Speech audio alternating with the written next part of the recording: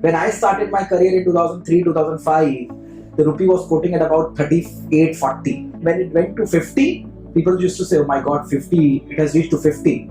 Now it's enough. And people started accepting 50. Then we reached 60. And they started accepting 60. Then it has reached now 70. And we are accepting 70 as well. Let us try to understand why it is depreciating as the time is passing by. And will this trend continue? Yes.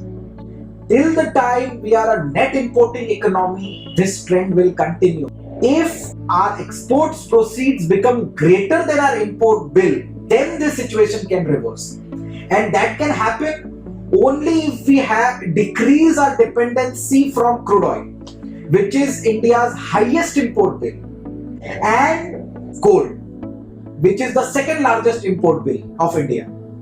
Till the time we find solution to this problem, we cannot fix the problem of this depreciating rupee dollar, which is actually hurting the Indian economy.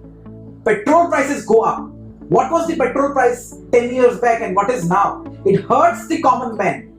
The depreciation of the rupee dollar is directly proportional to the interest rates that we are having. Because higher interest rates means higher inflation, which will be corresponded with weakening of the rupee. And that is what has happened. Ones who are listening to the video, they should be well prepared for a further depreciating rupee in the coming years. The rupee theoretically should depreciate by at least 4% per annum because the forward premium is 4%. So investors or traders or anybody, market participants, don't be surprised by what has happened that the rupee has moved to 70. It will. It has to. The only way it won't depreciate if this forward premium reduces. And that will reduce only if your import bills is lesser. That if we say that this depreciating currency is helping the exports, then why are the exports not greater than the imports? At 70, the exporters should have been making like a supernormal profit, and it would have encouraged Indian exporters to export more and more goods and more services. Then our exports should have been more than the imports, and we should not be a net importing economy. But that isn't happening. So that means we are understanding something not correctly. Only way we will be able to do it is by reducing the imports.